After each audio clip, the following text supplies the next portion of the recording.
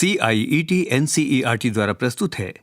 NCERT की कक्षा 8 के लिए हिंदी की ध्वनि पाठ्यपुस्तक मल्हार। पृष्ठ संख्या 140, अध्याय 10, तरुण के स्वप्न। इस पृष्ठ पर एक QR कोड दिया गया है जिसे स्कैन करके आप इस पाठ से संबंधित अतिरिक्त जानकारी प्राप्त कर सकते हैं। इस पृष्ठ के आरंभ में एक बालक और बालिका का चित्र है। बालक के हाथ में तिरंगा झंडा है, वहीं बालिका के हाथ में कुछ किताबें हैं और वह नारा लगा रही है। नेताजी सुभाष चंद्र बोस ऐसे स्वाधीन, संपन्न समाज और राष्ट्र का सपना देखते थे जिसमें व्यक्ति सब दृष्टियों से मुक्त हो और समाज तथा राष्ट्र की सेवा में समान रूप से भागीदार बने। वे अपने उद्बोधनों में नारी मुक्ति और सभी को शिक्षा तथा समान अवसर मिलने की बात भी करते थे। अपना यह स्वप्न वे युवाओं को सौंपना चाहते थे, जिससे आदर्श समाज और आदर्श राष्ट्र का रूप साकार हो सके। आइए अब हम नेताजी के उस उद्बोधन के विषय में जानते हैं जो उन्होंने मेदिनीपुर जिला युवक सम्मेलन में 29 दिसंबर 1929 को युवाओं को संबोधित करते हुए प्रकट किया था। स्वप्न तो अनेकों ने देखा। हमारे नेता स्वर्गीय देशबंधु चित्तरंजन दास ने भी एक सपना देखा था। वही स्वप्न उनकी शक्ति का उत्स बना और उनके आनंद का निर्झर रहा। उनके स्वप्न के उत्तराधिकारी आज हम हैं। इसलिए हमारा भी अपना एक स्वप्न है। इसी स्वप्न की प्रेरणा से हम उठते हैं, बैठते हैं, चलते हैं, फिरते हैं और लिखते हैं, भाषण देते हैं, कामकाज करते हैं। वह स्वप्न या आदर्श क्या है? हम चाहते हैं एक नया, सर्वांगीण, स्वाधीन, संपन्न समाज और उस पर एक स्वाधीन राष्ट्र। उस समाज में व्यक्ति सब दृष्टियों से मुक्त हो तथा समाज के दबाव से वह मरे नहीं। उस समाज में जाति भेद का स्थान नहीं हो। उस समाज में नारी मुक्त होकर समाज एवं राष्ट्र के पुरुषों की तरह समान अधिकार का उपभोग करे और समाज तथा राष्ट्र की सेवा में समान रूप से हिस्सा ले। उस समाज में अर्थ की विषमता ना हो। उस समाज में प्रत्येक व्यक्ति शिक्षा और उन्नति का समान सुअवसर पाए। जिस समाज में श्रम और कर्म की पूरी मर्यादा होगी और आलसी तथा अकर्मण्य के लिए कोई स्थान नहीं रहेगा। पृष्ठ संख्या 141। यहां इस पृष्ठ पर नेताजी सुभाष चंद्र बोस का चित्र है। वह राष्ट्र किसी भी विजातीय प्रभाव से हर प्रकार से मुक्त रहेगा। जो राष्ट्र हमारे स्वदेशी समाज के यंत्र के रूप में काम करेगा।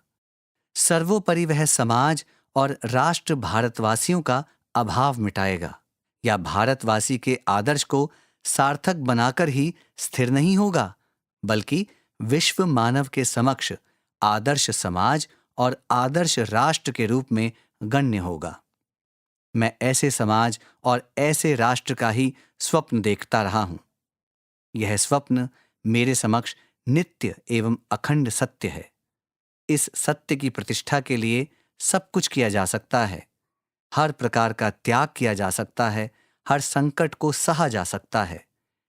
और इस स्वप्न को सार्थक बनाने के दौरान प्राण देना भी है तो वह मरण है स्वर्ग समान। हे मेरे तरुण भाइयों, तुम्हें देने लायक मेरे पास कुछ भी नहीं है सिर्फ यही स्वप्न जो हमें असीम शक्ति और अपार आनंद देता है, जो मेरे क्षुद्र जीवन को भी सार्थक बनाता है। यह स्वप्न मैं तुम्हें उपहार स्वरूप देता हूं, स्वीकार करो। यह भाषण सुभाष चंद्र बोस द्वारा दिया गया था। इस पृष्ठ पर भारतीय समाज से संबंधित चित्र है। इस चित्र में अनेक अलग अलग चित्रों के माध्यम से भारतीय समाज को बताया गया है। इस चित्र में ब्रह्मोस मिसाइल का चित्र है और उसी के साथ ही एक वायुयान का चित्र है। कुछ कलपुर्जों के माध्यम से कारखानों को बताया गया है। वहीं एक विशाल इमारत के साथ एक बैंक है। योग को दर्शाते हुए एक प्रतीकात्मक चित्र है जिसके नीचे एक किसान खेत में कुछ काम कर रहा है। पास ही एक लड़का फुटबॉल खेल रहा है। चित्र के दाईं ओर एक अंतरिक्ष यान को रॉकेट के द्वारा अंतरिक्ष में भेजा जा रहा है। पास ही आसमान, चंद्रमा और सितारे हैं। चित्र के मध्य भाग में भारतीय रेल है। उसके नीचे एक महिला कंप्यूटर पर कोई कार्य कर रही है। उसके बाईं ओर यूपीआई के द्वारा पैसों के लेन देन को बताया गया है। साथ ही एक महिला एटीएम के माध्यम से पैसों का लेन देन कर रही है और इसकी बाईं ओर एक वैज्ञानिक सूक्ष्मदर्शी से कोई शोध कर रहा है। पृष्ठ संख्या 142। लेखक से परिचय। उड़ीसा, अब ओडिशा राज्य के कटक नगर में जन्मे सुभाष चंद्र बोस को पूरा देश नेताजी के नाम से जानता है। भारत के स्वतंत्रता संग्राम में उनका उद्देश्य स्पष्ट था। भारत को अंग्रेजी शासन से मुक्त कराना। ब्रिटिश शासन के विरुद्ध संघर्ष करते हुए उन्हें कई बार जेल भी जाना पड़ा। स्वतंत्रता की लड़ाई में उनकी दूरदर्शिता का पता तब चलता है जब उन्होंने आजाद हिंद फौज का नेतृत्व संभाला। सन 1857 में भारतीय सैनिकों ने स्वतंत्रता प्राप्ति के लिए जिस तरह एकजुट होकर युद्ध किया, उसके बाद सुभाष चंद्र बोस ही ऐसे महान सेनानी हुए जिन्होंने आजाद हिंद फौज के माध्यम से एकजुट होकर अंग्रेजों को चुनौती दी। उन्होंने सैनिकों को दिल्ली चलो और जय हिंद का नारा दिया। सुभाष चंद्र बोस ने भारत को स्वतंत्रता दिलाने के लिए क्रांति का ऐसा बिगुल बजाया कि पूरा देश जय हिंद के नारों से गूंज उठा। उन्होंने तुम मुझे खून दो, मैं तुम्हें आजादी दूंगा जैसा प्रेरक नारा भी दिया। सुभाष चंद्र बोस ने एक स्वाधीन राष्ट्र और आत्मनिर्भर समाज का सपना देखा। उनके जीवन के विषय में जानना भारतीय स्वतंत्रता आंदोलन के इतिहास को जानना है। द इंडियन स्ट्रगल उनकी चर्चित पुस्तक है। प्रकाशन विभाग, भारत सरकार ने नेताजी सुभाष चंद्र बोस का वाङ्मय संपूर्ण लेखन प्रकाशित किया है। इस प्रकाशन में उनके उपलब्ध सभी कार्यों, पत्रों, टिप्पणियों, भाषणों आदि को सम्मिलित किया गया है। यहां इस पृष्ठ के आरंभ में भारत सरकार द्वारा जारी एक डाक टिकट है जिस पर नेताजी सुभाष चंद्र बोस का चित्र अंकित है। पाठ से। आइए अब हम इस पाठ पर विस्तार से चर्चा करें। आगे दी गई गतिविधियां इस कार्य में आपकी सहायता करेंगी। मेरी समझ से। क, यहां दिए गए प्रश्नों के उपयुक्त उत्तर के सम्मुख तारा बनाइए। कुछ प्रश्नों के एक से अधिक उत्तर भी हो सकते हैं। 1. उनके स्वप्न के उत्तराधिकारी आज हम हैं। इस वाक्य में शब्द हम को रेखांकित किया गया है। इस कथन में रेखांकित शब्द हम किसके लिए प्रयुक्त हुआ है? देश के तरुण वर्ग के लिए, चित्तरंजन दास के लिए, भारतवासियों के लिए। यहां इस प्रश्न के दाईं ओर एक चित्र है जिसमें 2 बालक हैं और एक बालक के हाथ से एक पक्षी उड़ रहा है। पृष्ठ संख्या 143। 2. स्वाधीन राष्ट्र का स्वप्न साकार होगा आर्थिक असमानता से, स्त्री पुरुष के भिन्न अधिकारों से, श्रम और कर्म की मर्यादा से, जाति भेद से। यहां इस प्रश्न के दाईं ओर एक चित्र है जिसमें एक अंतरिक्ष यात्री हाथ में तिरंगा झंडा लिए अंतरिक्ष में विचर रहा है। साथ ही एक चंद्रमा का चित्र है। 3. उनके स्वप्न के उत्तराधिकारी आज हम हैं। इस वाक्य में शब्द उत्तराधिकारी रेखांकित किया गया है। उत्तराधिकारी होने से क्या अभिप्राय है? हमें उनके सपनों को संजोकर रखना है। हमें भी उनकी तरह स्वप्न देखने का अधिकार है। उनके स्वप्नों को पूरा करने के लिए हमें ही कर्म करना है। उनके स्वप्नों पर चर्चा करने का दायित्व हमारा ही है। 4. जब प्रत्येक व्यक्ति को शिक्षा और उन्नति का समान अवसर प्राप्त होगा, तब राष्ट्र की श्रम शक्ति बढ़ेगी, तरुणों का साहस बढ़ेगा, राष्ट्र स्वाधीन बनेगा, राष्ट्र स्वप्नदर्शी होगा। यहाँ इस प्रश्न के दाईं ओर एक चित्र है जिसमें 3 लड़ाकू विमान तिरंगा बना रहे हैं।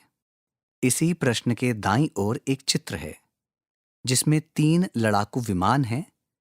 ये तीनों लड़ाकू विमान आकाश में रंग बिखेरते हुए तिरंगा बना रहे हैं। ख. हो सकता है कि आपके समूह के साथियों ने अलग अलग उत्तर चुने हों। अपने मित्रों के साथ चर्चा कीजिए कि आपने ये उत्तर ही क्यों चुने। मिलकर करें मिलान।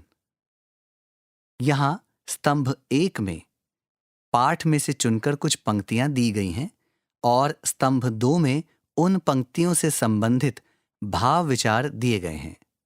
स्तंभ 1 में दी गई पंक्तियों का स्तंभ 2 में दिए गए भाव विचार से सही मिलान कीजिए।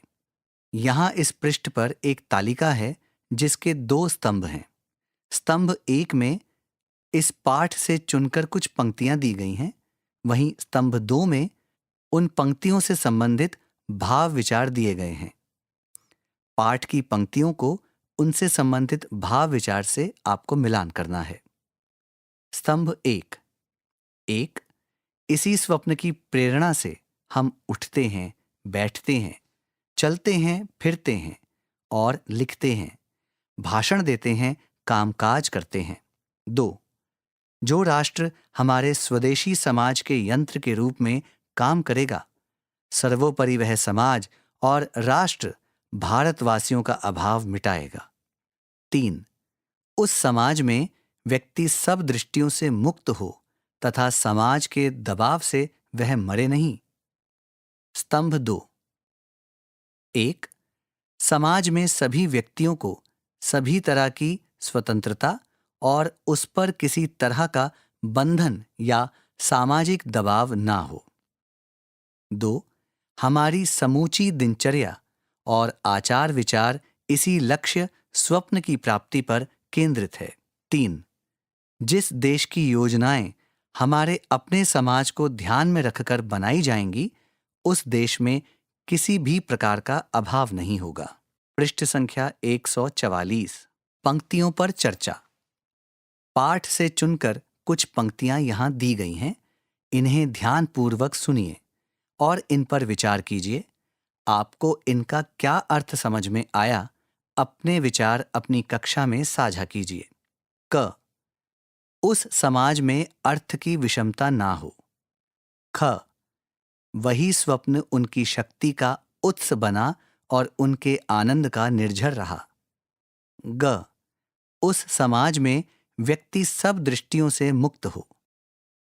सोच विचार के लिए अब आप इस पाठ को पुनः सुनिए और यहां दिए गए विषय में पता लगाकर बताइए। क. नेताजी सुभाष चंद्र बोस ने किस प्रकार के राष्ट्र निर्माण का स्वप्न देखा था?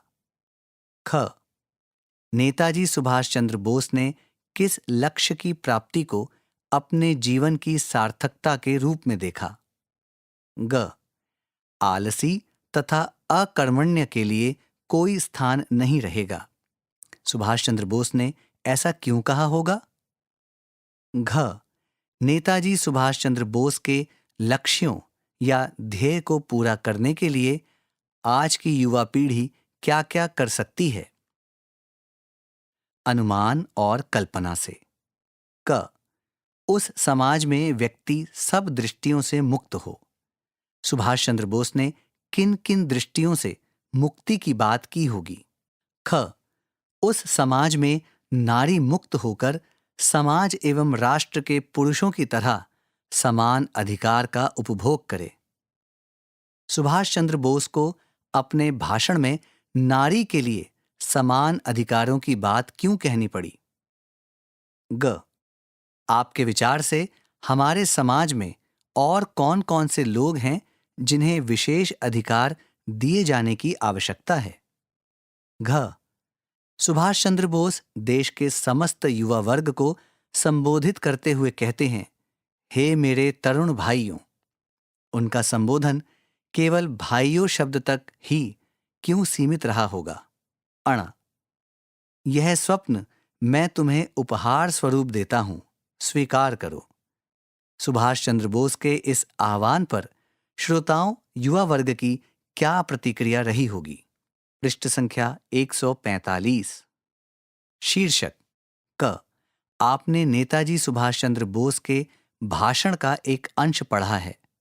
इसे तरुण के स्वप्न शीर्षक दिया गया है। अपने समूह में चर्चा करके लिखिए कि यह शीर्षक क्यों दिया गया होगा। ख, यदि आपको भाषण के इस अंश को कोई अन्य नाम देना हो तो क्या नाम देंगे? आपने यह नाम क्यों सोचा, यह भी लिखिए।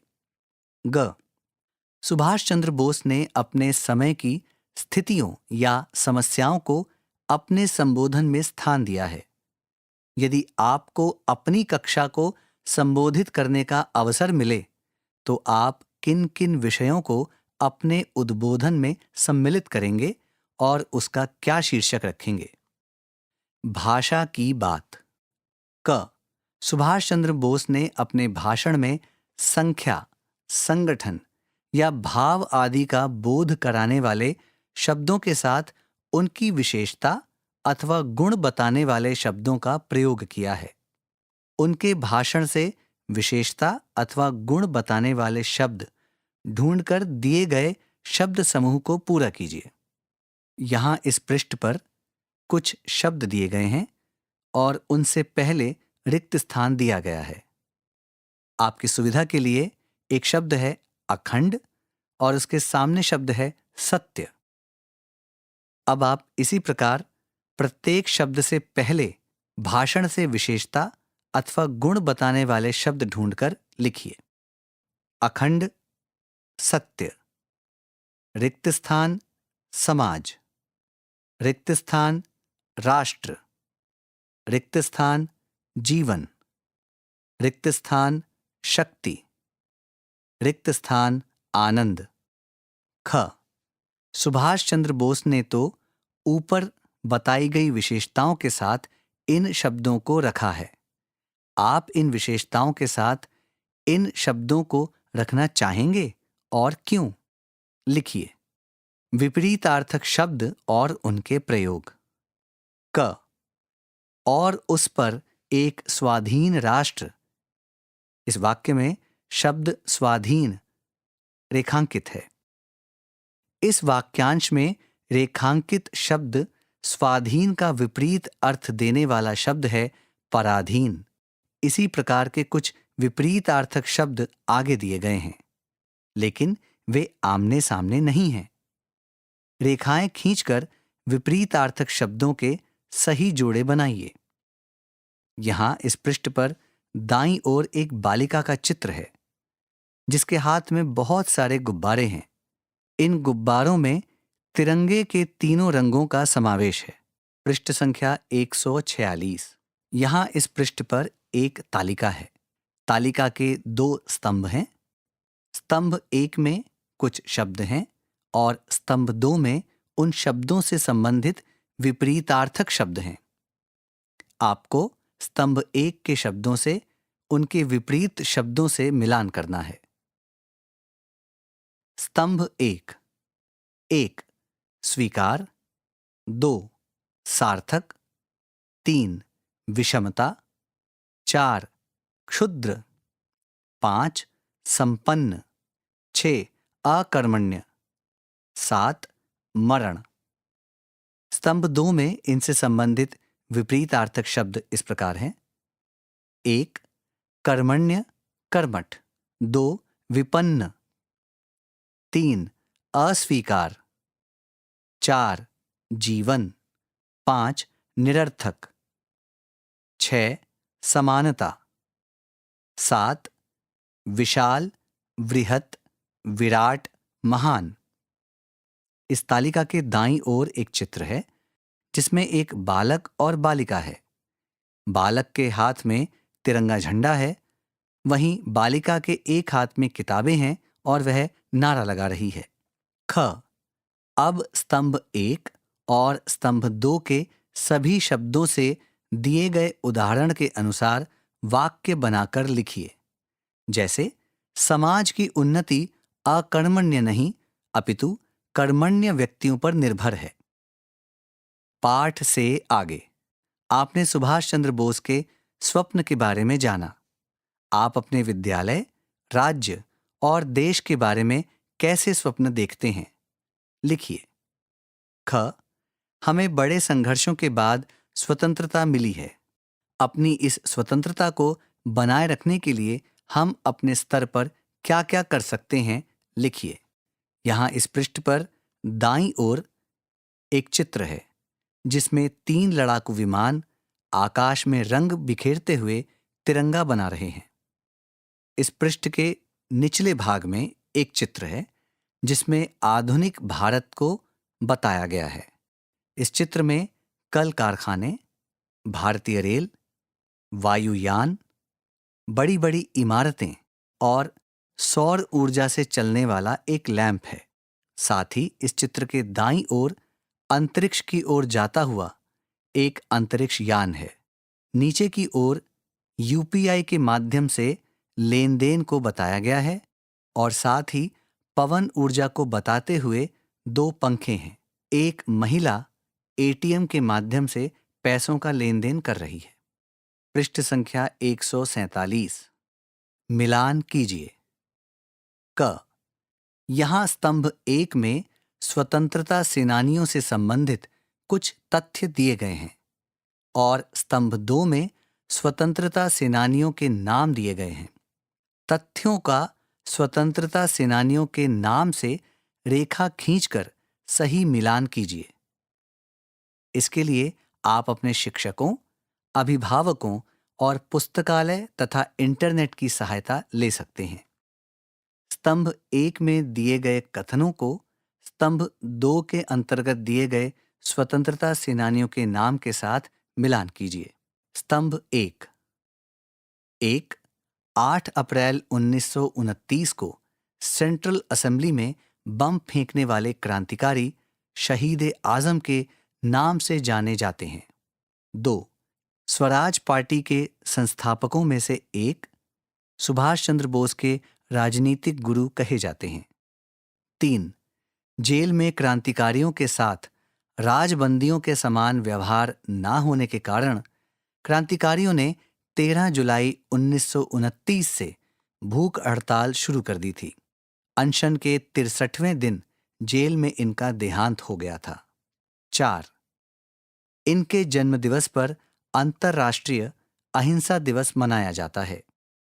5 नर्मदा नदी के तट पर इनकी विशाल प्रतिमा स्थापित है जिसे स्टैच्यू ऑफ यूनिटी कहा जाता है। 6 1921 में असहयोग आंदोलन में गिरफ्तार होने पर न्यायाधीश ने इनसे पिता का नाम पूछा तो इन्होंने कहा, मेरा नाम आजाद है। पिता का नाम स्वतंत्रता और पता कारावास है। स्तंभ 2। 1 सरदार वल्लभ भाई पटेल। 2 महात्मा गांधी। 3 चंद्रशेखर आजाद। 4 चित्तरंजन दास। 5 जतिन दास। 6 भगत सिंह। ख इनमें से एक स्वतंत्रता सेनानी का नाम तरुण के स्वप्न पाठ में भी आया है, उसे पहचान कर लिखिए। सर्वांगीण स्वाधीन संपन्न समाज के लिए प्रयास। नेताजी सुभाष चंद्र बोस और अन्य स्वतंत्रता सेनानियों ने स्वाधीन संपन्न समाज की स्थापना के लिए अपने समय में अनेक प्रयास किए। स्वतंत्रता प्राप्ति के पश्चात इस दिशा में क्या क्या उल्लेखनीय प्रयत्न किए गए हैं, अपनी सामाजिक अध्ययन की पाठ्यपुस्तक अपने अनुभवों एवं पुस्तकालय की सहायता से लिखिए। पृष्ठ संख्या 148।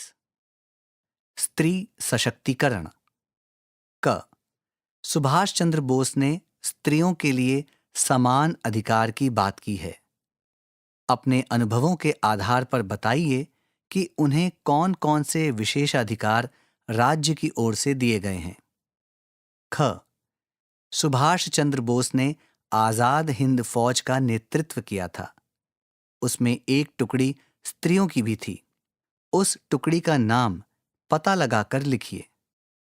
उस टुकड़ी की भूमिका क्या थी, यह भी बताइए। आपके प्रिय स्वतंत्रता सेनानी। आप किस स्वतंत्रता सेनानी के कार्यों व विचारों से प्रभावित हैं? कारण सहित लिखिए और अभिनय रोल प्ले करते हुए उनके विचारों को कक्षा में प्रस्तुत कीजिए। तुम मुझे खून दो, मैं तुम्हें आजादी दूंगा। ब्रिटिश शासन के विरुद्ध संघर्ष में 1944 में सुभाष चंद्र बोस ने तुम मुझे खून दो, मैं तुम्हें आजादी दूंगा नारे के माध्यम से आह्वान किया था। स्वाधीनता संग्राम के दौरान और भी बहुत से नारे दिए गए। ये नारे स्वतंत्रता सेनानियों के अदम्य साहस, निर्भीकता और देश प्रेम को दर्शाते हैं। यहां इस पृष्ठ पर एक तालिका है। इस तालिका के 2 स्तंभ हैं। पहले स्तंभ का शीर्षक है नारा और दूसरे स्तंभ का शीर्षक है स्वतंत्रता सेनानी। नारा शीर्षक के अंतर्गत भिन्न भिन्न नारे दिए गए हैं, वहीं उनके समक्ष स्वतंत्रता सेनानी शीर्षक के अंतर्गत रिक्त स्थान दिए गए हैं। आप नारा पहचानिए और स्वतंत्रता सेनानी का नाम लिखिए। 1. स्वराज्य मेरा जन्मसिद्ध अधिकार है, रिक्त स्थान। 2. करो या मरो, रिक्त स्थान। 3. मैं आजाद हूं, आजाद रहूंगा और आजाद ही मरूंगा, रिक्त स्थान। 4. इनकलाब जिंदाबाद, साम्राज्यवाद मुर्दाबाद, रिक्त स्थान। 5. पूर्ण स्वराज, रिक्त स्थान। पृष्ठ संख्या 149। परियोजना कार्य। आप सभी राज्यों के स्वतंत्रता सेनानियों के विषय में पढ़कर उनमें से 10 महिला एवं 10 पुरुष स्वतंत्रता सेनानियों के चित्रों का संग्रह करके एक संग्रहिका तैयार कीजिए। चित्रों के नीचे उनके विशेष योगदान के बारे में 1-2 वाक्य भी लिखिए। अपनी संग्रहिका तैयार करते समय ध्यान रखिए कि आप किसी भी राज्य से एक से अधिक व्यक्ति ना चुनें। झरोखे से। आपने जो पाठ सुना है उसमें सुभाष चंद्र बोस तरुणों से अपने सपनों की बात करते हैं। अब आप नेताजी सुभाष चंद्र बोस द्वारा लिखित पत्र सुनिए, जिसमें उन्होंने गृह एवं कुटीर उद्योग पर अपने विचार व्यक्त किए हैं। गृह उद्योग के विषय में नेताजी का एक पत्र। मुझे जहां तक याद है, मैं मात्र एक बार पॉलिटेक्निक में गया था। पॉलिटेक्निक के सभी कामों में एकमात्र बेंत का काम अथवा मिट्टी के खिलौने बनाने का काम हमें गृह उद्योग के रूप में चलाना होगा। अब यदि अंत में मिट्टी के खिलौने बनाने का काम चलाने का प्रस्ताव हो तो कोई भी कुछ दिनों में ही यह काम सीख सकता है। खर्च कुछ भी नहीं लगेगा और हम जब गृह उद्योग प्रारंभ करेंगे तब मात्र रंगों के लिए कुछ नकद रुपए खर्च होंगे। इसके अलावा बहुत कम खर्च होगा। एक बात मेरे मन में बार बार उठती रहती है, पहले भी शायद इस विषय में मैंने लिखा है। सीप के बटन तैयार करना। बंगाल के बहुत से गांवों में यह काम घर घर में हो रहा है। गरीब गृहस्थों के घर में स्त्री पुरुष अपनी फुर्सत के समय में यह काम करते रहते हैं। किसी एक कार्यकर्ता को बहुत कम समय में यह काम सिखाया जा सकता है, अथवा यह काम जानने और सिखाने वाले एक नए कार्यकर्ता को आप लोग नियुक्त कर सकते हैं। मुझे लगता है कि पत्थरों के ऊपर घिसकर बटन बनाया जा सकता है। हम चाहें तो बना सकते हैं। सिर्फ पतला कोई यंत्र हो जिससे छेद किया जा सके। इसके अलावा गोल काटने के लिए एक धारदार यंत्र की आवश्यकता पड़ सकती है। समिति की ओर से कुछ यंत्र और एक बोरा सीप मंगाकर ही यह काम प्रारंभ किया जा सकता है। काम सहायता प्रार्थियों में आबद्ध रहेगा, किंतु एक बार कारगर होने पर आप देखेंगे कि गरीब परिवार अपनी आय बढ़ाने के लिए यह काम स्वयं आरंभ कर देगा। समिति सिर्फ सस्ते दामों में रॉ मटेरियल आदि जुटा देगी और तैयार वस्तुओं को अधिक दामों में बेचने की व्यवस्था करेगी। यह काम आरंभ करना पड़ा तो पहले पहल इसके लिए बहुत अधिक समय देना होगा। बंगाल में बटन निर्माण गृह उद्योग के रूप में ही चल रहा है। बहुतों का ख्याल है कि बंगाल के बटन फैक्ट्री में बनते हैं, किंतु वास्तव में ऐसा नहीं है।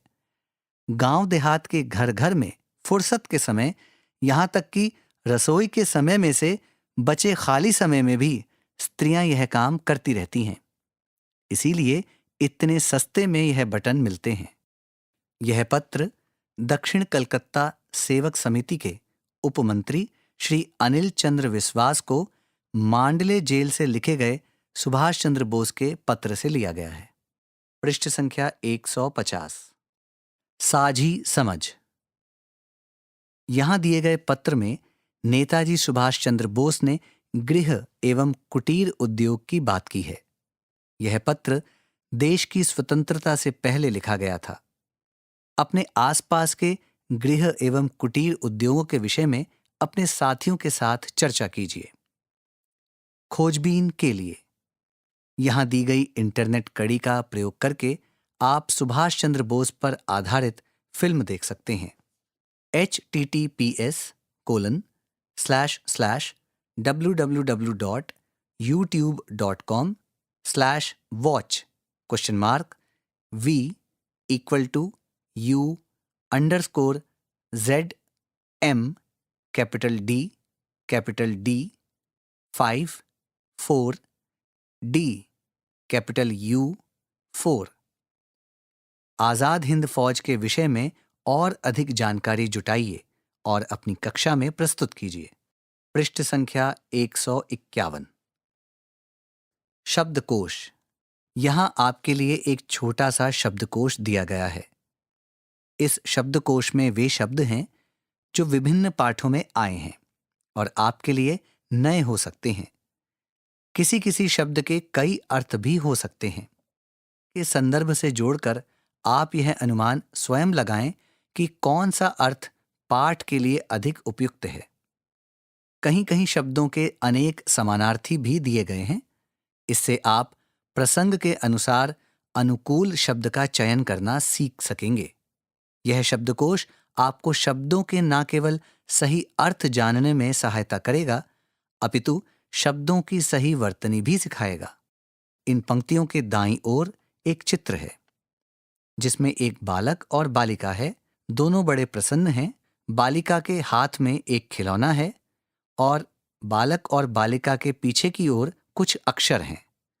ह, द, न, ल, र, च, स, ठ और ख। शब्द का अर्थ देने से पहले मूल शब्द के बाद कोष्ठक में एक संकेताक्षर दिया गया है। इन संकेतों से हमें शब्दों की भाषा और व्याकरण संबंधी जानकारी मिलती है। यहां जो संकेताक्षर अथवा संक्षिप्त रूप प्रयुक्त हुए हैं वे इस प्रकार हैं। अंग अंग्रेजी, अव्यय, कोष्ठक के भीतर अरबी, क्री अकर्मक क्रिया, पुल्लिंग, फारसी, विशेषण, संस्कृत, क्री सकर्मक क्रिया, सर्वनाम, स्त्रीलिंग, अक्षर अंटी, विशेषण, संस्कृत, स्त्रीलिंग। धोती की कमर के ऊपर की लपेट, गांठ, आकर्मण्य, विशेषण, संस्कृत। कर्म के अयोग्य, आलसी, निकम्मा, ना करने के योग्य। अखंड विशेषण संस्कृत, जिसका सिलसिला ना टूटे, अविकल, संपूर्ण, पूरा, अटूट, बाधा रहित। अग्नि स्त्रीलिंग संस्कृत, आग, उष्णता, प्रकाश, गर्मी, जलाने की क्रिया, सोना। अति संस्कृत, अधिकता, सीमोल्लंघन। अतिथि पुल्लिंग संस्कृत, अचानक आया हुआ मेहमान, वह सन्यासी जो कहीं एक रात से अधिक ना ठहरे। अनगिन विशेषण अगणित, बेहिसाब, अनगिनत। अनुपात पुल्लिंग संस्कृत, सापेक्षिक संबंध, अनुसरण, तीन ज्ञात संख्याओं के आधार पर चौथी को निकालना। अपराध पुल्लिंग संस्कृत, दोष, गलती, पाप, जुर्म, दंड योग्य कर्म।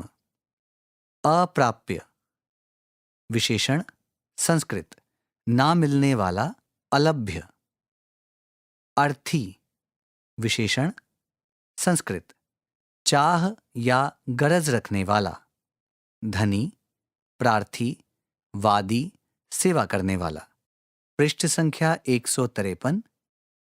अवरोहण पुल्लिंग संस्कृत, उतरना, नीचे आने की क्रिया। अवाक विशेषण संस्कृत, स्तब्ध, मौन, चुप, दक्षिण की ओर, अधोमुख। अविश्वास पुल्लिंग संस्कृत, विश्वास का ना होना, शंका, संदेह। अहम पुल्लिंग, गर्व, घमंड, अहम का समासगत रूप। अहाता पुल्लिंग अरबी, घेरा, चहार दीवारी से घेरी हुई जगह, सूबा, प्रेसिडेंसी। अक्षर आ। आंगन पुल्लिंग, चौक, घर के भीतर का सहन। आंतरिक विशेषण संस्कृत, भीतरी, जिसका संबंध भीतरी बातों से हो, हार्दिक। आगंतुक विशेषण संस्कृत, बिना बुलाए आने वाला, अचानक आने या होने वाला। अजनबी। आदर्श पुल्लिंग संस्कृत, नमूना, असल, व्याख्या, आईना, शीशा, मूल लेख। आपा पुल्लिंग, सुध-बुध, अहंकार, अपना स्वरूप, गर्व, सत्ता। आरोहण पुल्लिंग संस्कृत, चढ़ना, सवार होना, ऊपर को जाना, सीढ़ी, अखुआं फूटना, नृत्य आदि के लिए बना हुआ मंच। अक्षर ई। ईर्ष्या स्त्रीलिंग संस्कृत, जलन, डाह, दूसरों की बढ़ती ना देख सकना। अक्षर उ। उत्तराधिकारी विशेषण संस्कृत, किसी के बाद उसकी संपत्ति पाने का हकदार, वारिस। उत्स पुल्लिंग संस्कृत, सोता, स्रोत, जलमय स्थान। उद्धार पुल्लिंग संस्कृत, मुक्ति, बाहर निकालना, विपत्ति, दुर्दशा आदि से, ऊपर उठाना, छुटकारा। उपभोग पुल्लिंग संस्कृत, भोगना, फल भोग, सुख, स्वाद लेना, व्यवहार। अक्षर औ। औरन, और। अव्यय विशेषण, दूसरा, अधिक। अक्षर क।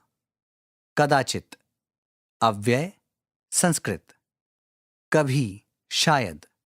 कन पुल्लिंग, कण, बूंद, संक्षिप्त रूप।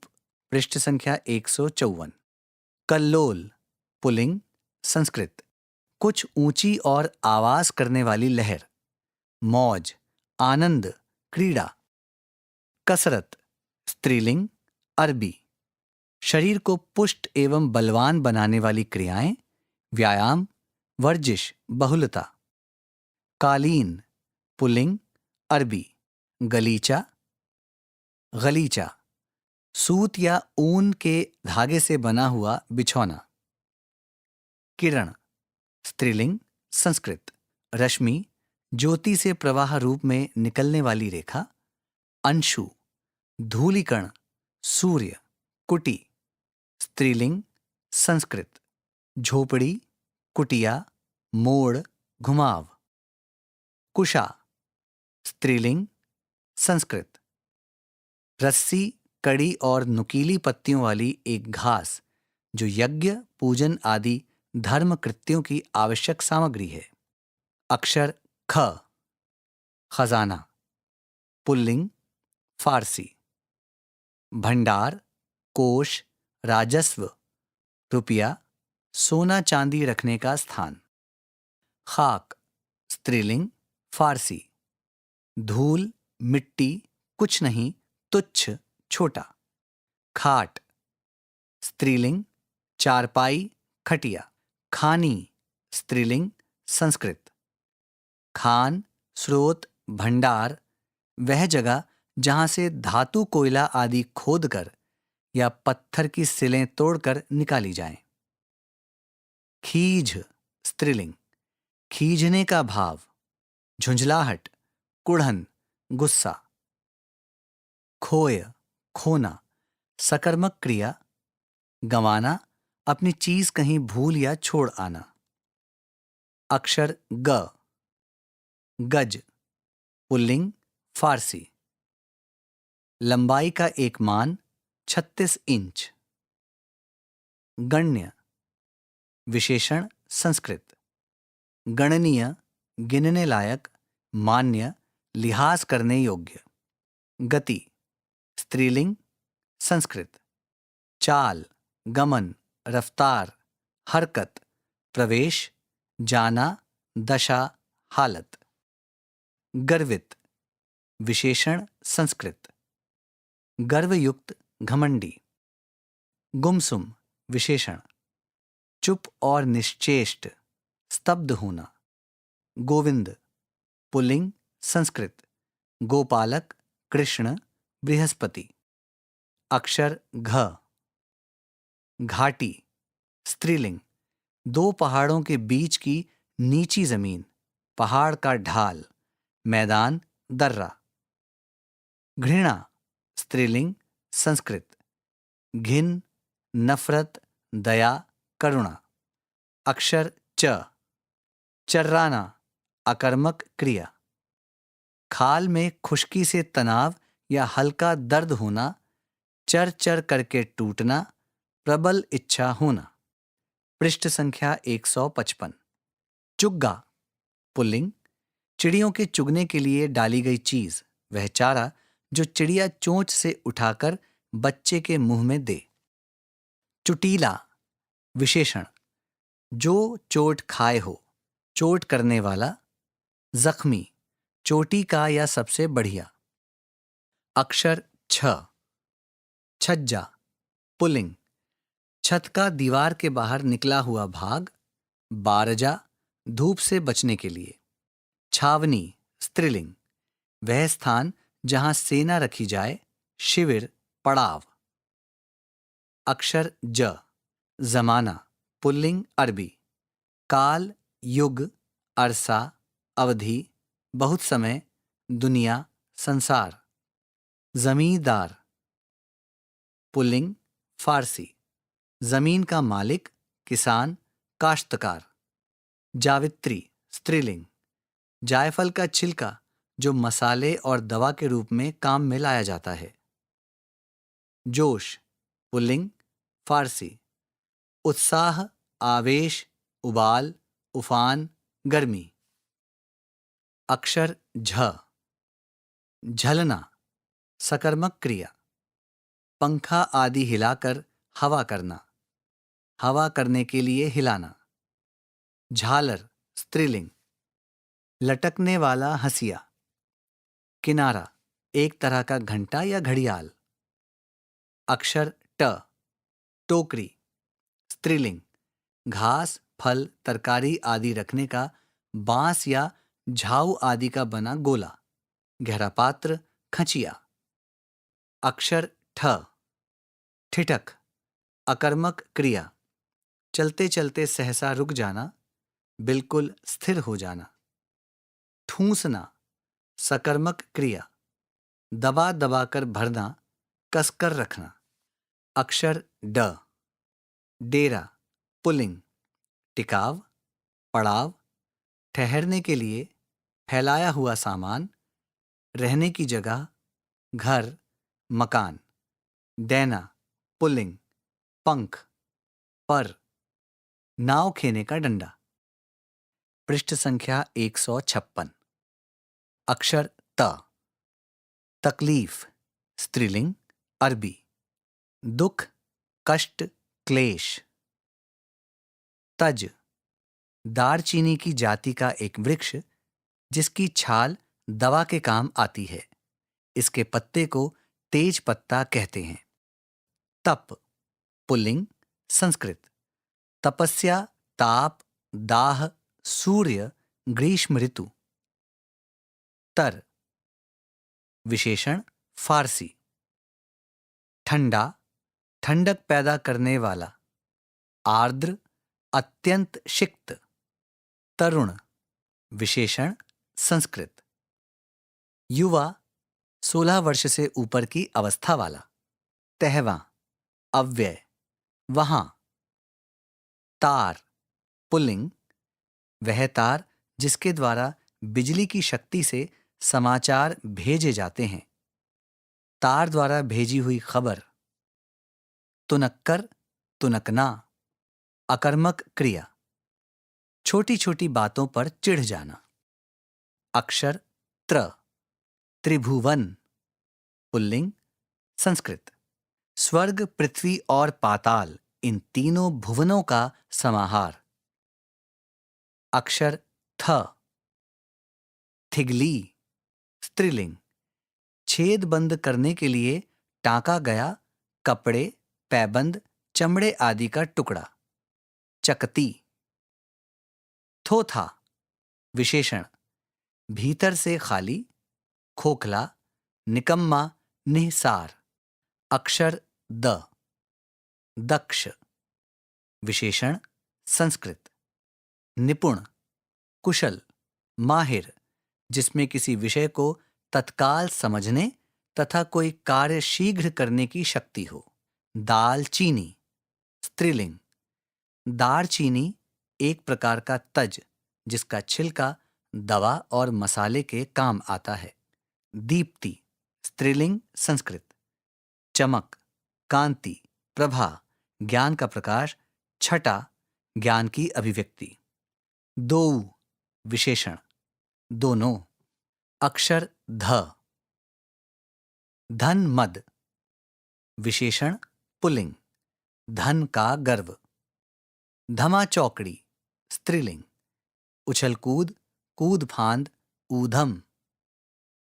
धर्मशाला स्त्रीलिंग, संस्कृत, वह स्थान जहां धर्मार्थ अन्नादि बंटता हो। यात्रियों के लिए निःशुल्क ठहरने के लिए बनवाया हुआ स्थान। धूम पुल्लिंग, संस्कृत, धुआं, कोहरा, बादल, मकान बनाने के लिए तैयार किया गया स्थान। पृष्ठ संख्या 157। अक्षर न, नकद पुल्लिंग, अरबी, वह धन जो सिक्कों के रूप में हो, वह रकम जो फौरन अदा की जाए। नक्षत्र पुल्लिंग, संस्कृत, तारा, अश्वनी, रोहिणी, चित्रा, स्वाति, विशाखा। नगर पुल्लिंग, संस्कृत, शहर, रिपीट, नगर पुल्लिंग, संस्कृत, शहर, कस्बे से बड़ी और समृद्ध बस्ती जिसमें अनेक जातियों और पेशों के लोग बसते हों। नभ पुल्लिंग संस्कृत, आकाश सावन का महीना। निंदक विशेषण संस्कृत, निंदा बदगोई करने वाला, किसी के दोष का वर्णन करने वाला। नियरे अव्यय, निकट पास।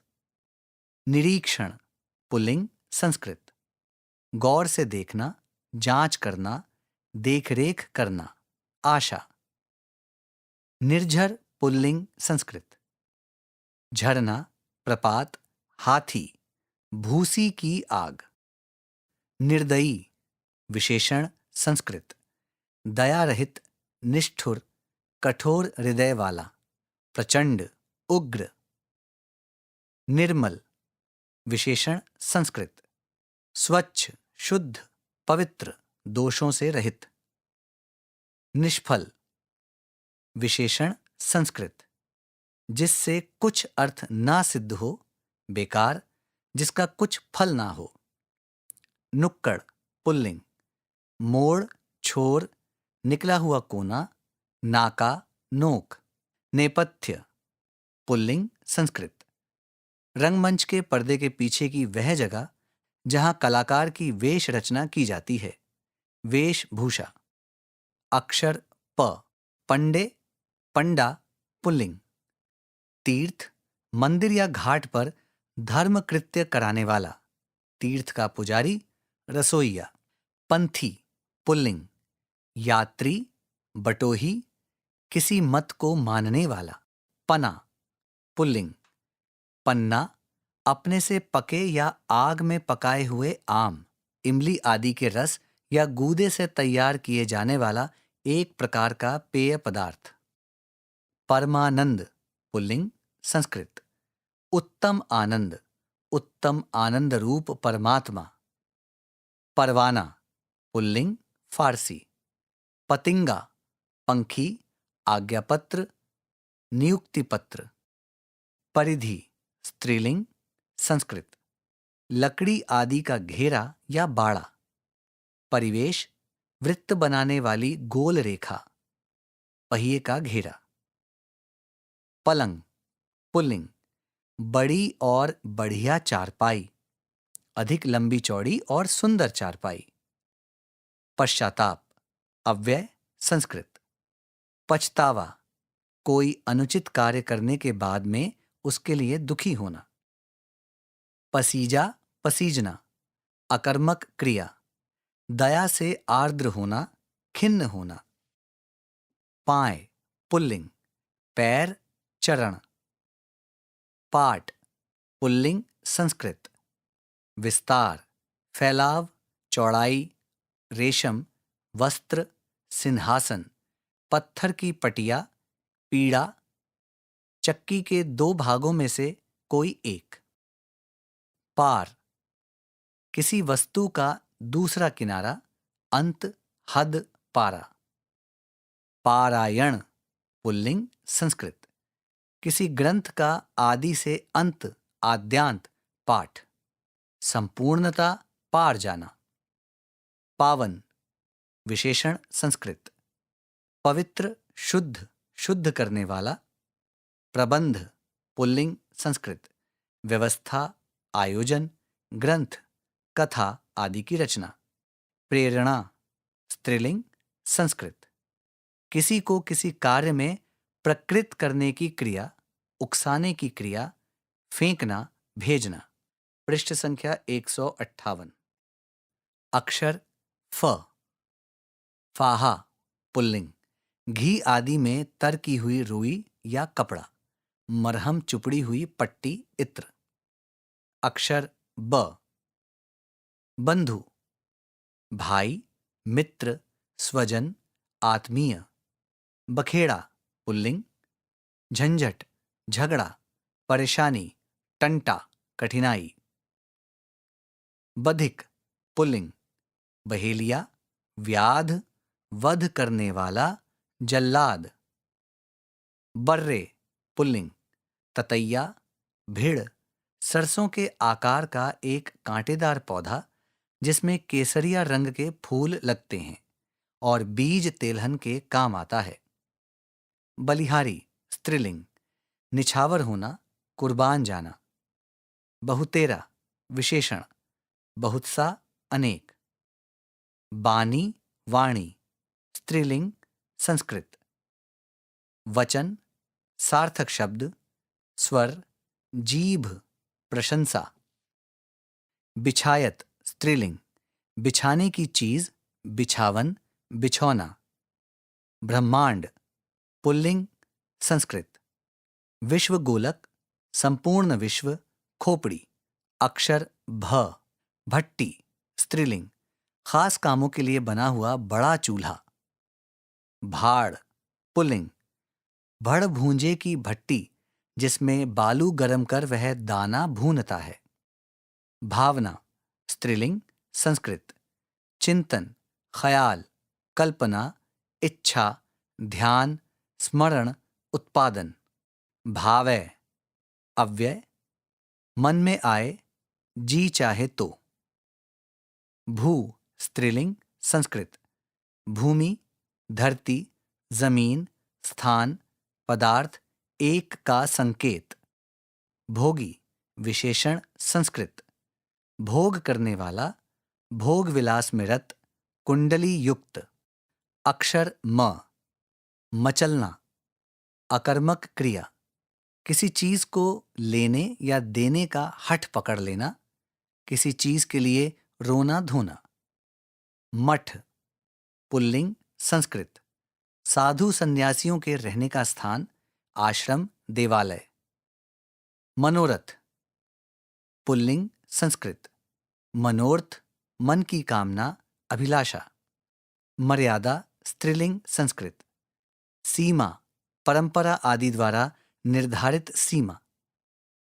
अवधि, नदी, समुद्र का किनारा, सदाचार, प्रतिष्ठा। मलमल स्त्रीलिंग, भारत का एक बारीक सफेद सूती कपड़ा जो बहुत पुराने जमाने से प्रसिद्ध था। मिष्ट विशेषण, संस्कृत।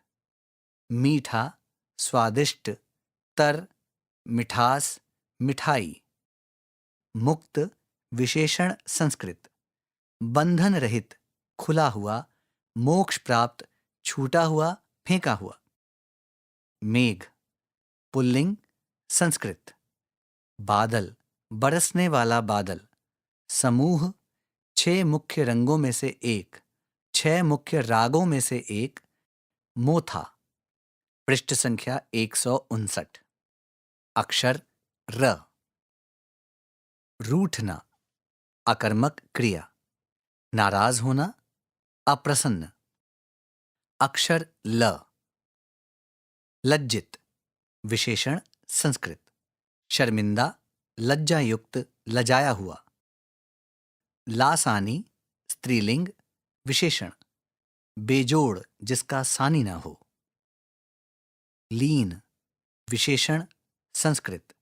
विलीन, ध्यानमग्न, तन्मय, तत्पर, छिपा हुआ, पिघला हुआ। अक्षर व। वल्ली स्त्रीलिंग, संस्कृत। लता, बेल, जमीन या किसी आधार पर फैलने वाला पौधा। विचरण पुल्लिंग, संस्कृत।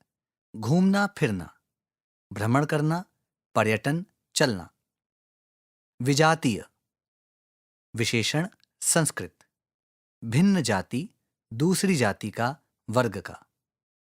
विदित पुल्लिंग, संस्कृत।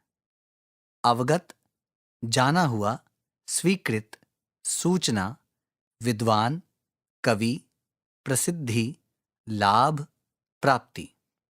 विमुख विशेषण, संस्कृत। वंचित, हताश, मुखहीन, विरत, उदासीन, बहिर्मुख।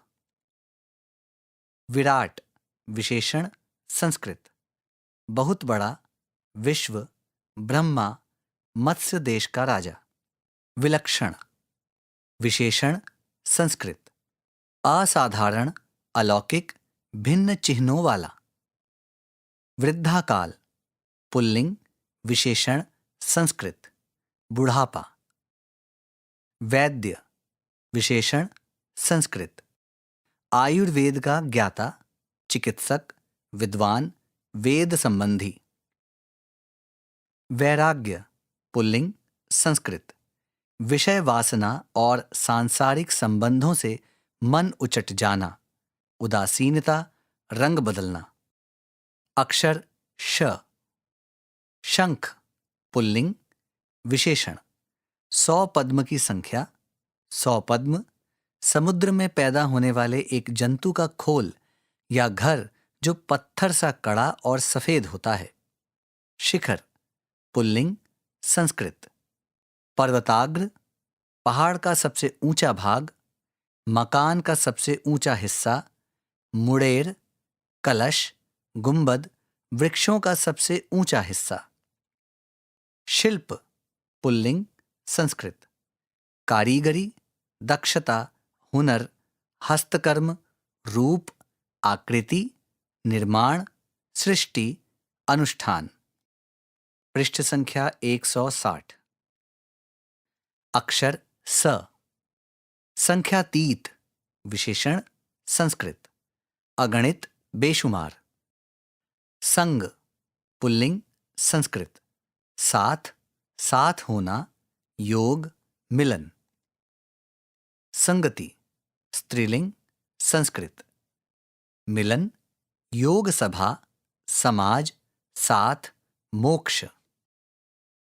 संदूक पुल्लिंग अरबी, लकड़ी या लोहे का बकस जो कपड़े आदि रखने के काम आता है। संस्कृति स्त्रीलिंग, आचरणगत परंपरा, सभ्यता का वह स्वरूप जो आध्यात्मिक एवं मानसिक वैशिष्ट्य का द्योतक होता है। सजावट। सक पकाकर स्त्रीलिंग, हिचक्कर, घबराकर। सराय स्त्रीलिंग फारसी, धर्मशाला, मुसाफिर खाना, घर, जमीन के नीचे का तल। सर्वांगीण विशेषण संस्कृत, सब वेदांगों से संबंध रखने वाला, सब अंगों में व्याप्त होने वाला। सर्वोपरि अव्यय संस्कृत, सबसे ऊपर या बढ़कर। सलवट स्त्रीलिंग, सिलवट, शिकन, सिकुड़न। सांच विशेषण, सच्ची बात, सत्य, ठीक।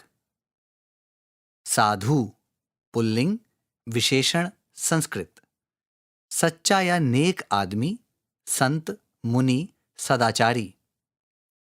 सार पुल्लिंग विशेषण संस्कृत, सारांश, यथार्थ बात, मूल भाग। शीतल शीतल विशेषण संस्कृत, ठंडा, शांत, संतुष्ट, आनंदित, मृदु, सौम्य। सुकुमार विशेषण संस्कृत, कोमल, बहुत नाजुक, सांवा, ईख का एक भेद। सुभाय पुल्लिंग, स्वभाव, आदत, अपनी अवस्था, मिजाज, सहज प्रकृति। सूप पुल्लिंग, अनाज पछोड़ने का बांस के छिलके या सींक आदि का बना हुआ पात्र। छाछ।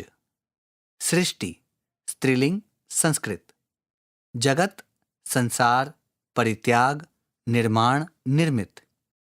सौरभ पुल्लिंग विशेषण संस्कृत, खुशबूदार, सुगंधित, आम, धनिया, केसर।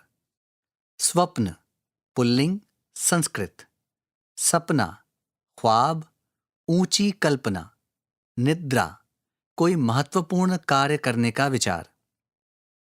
स्वाधीन विशेषण संस्कृत, स्वतंत्र, स्वच्छंद, जो अपने ही अधीन हो, दूसरे के नहीं, आजाद। स्वार्थ पुल्लिंग संस्कृत, अपना मतलब, अपना धन, अपना लाभ, गरज, प्रयोजन। अक्षर ह। हर्ज पुल्लिंग अरबी, हरज, हानि, क्षति, काम में होने वाली रुकावट, देर, समय नाश। पृष्ठ संख्या 161। ब्रेल भारती, हिंदी वर्ण व गिनती। इस पृष्ठ पर हिंदी के विभिन्न वर्ण दिए गए हैं, साथ ही गिनती से संबंधित अंक दिए गए हैं। वे इस प्रकार हैं: अ, आ, इ, ई, उ, ऊ, री, ए, ऐ, ओ, औ, क, ख, ग, घ, अण, च, छ, ज, झ, अण, ट, ठ, ड, ढ, ण, त, थ, द, ध, न, प, फ, ब, भ, म, य, र, ल, व, श, श, स, ह, क्ष, त्र, ज्ञ। स्वर गुरु का चिन्ह, हलंत का चिन्ह, अनुस्वार का चिन्ह, अनुनासिक का चिन्ह, लिरि, औ, 1, 2, 3, 4, 5, 6, 7, 8, 9, 0। इन सभी अक्षरों, अंकों और चिन्हों के लिए ब्रेल लिपि में संकेत दिए गए हैं। पृष्ठ संख्या 162। पहेलियों के उत्तर। पाठ संख्या 4, हरिद्वार। आज की पहेली। 1. दालचीनी जावित्री। 2. जनेऊ, जिसे सामान्यतः सूती धागे से बनाया जाता है। 3. हरी की पैरी, घाट। 4. फल, फूल, पत्ते, छाल, बीज, लकड़ी और जड़, कोई भी एक। 5. कनखल, हरिद्वार आदि। 6. दुकान। 7. गंगा। 8. विल्व पर्वत। 9. श्री भागवत। पृष्ठ संख्या 163। पढ़ने के लिए। निराला की इस संगीतात्मक कविता को सुनकर आनंद लीजिए। विस्तार से इस कविता को आप आगे की कक्षा में पढ़ेंगे। भारती जय विजय करे। भारती जय विजय करे, कनक शस्य कमल धरे। लंका पदतल शतदल, गर्जी तोर्मी सागर जल। धोता शुचि चरण युगल, स्तव कर बहु अर्थ भरे। तरु तृण वन लता वसन, अंचल में खचित सुमन। गंगा ज्योतिर्जल कण, धवल धार हार गले। मुकुट शुभ्र हिम तुषार, प्राण प्रणव ओंकार। ध्वनित दिशाएं उदार, शतमुख शतरव मुखरे। यह कविता सूर्यकांत त्रिपाठी निराला द्वारा रचित है। इस पृष्ठ पर ऊपर की ओर भारत सरकार द्वारा जारी सूर्यकांत त्रिपाठी निराला का एक डाक टिकट का चित्र है। इस पृष्ठ पर दाईं ओर एक प्राकृतिक दृश्य का चित्र है, जिसमें पहाड़, पहाड़ से नीचे बहती हुई एक नदी, आसपास हरियाली और नदी के किनारे एक सरोवर है। सरोवर के चारों ओर भी बहुत सारी हरियाली है। जगह जगह सुंदर फूल खिले हुए हैं और सरोवर में कुछ कमल के फूल खिले हुए हैं। यहाँ अध्याय 10 समाप्त होता है। धन्यवाद। अभी आप सुन रहे थे एनसीईआरटी की कक्षा 8 के लिए हिंदी की ध्वनि पाठ्य पुस्तक मल्हार। ध्वन्यांकन मोहम्मद फैजान।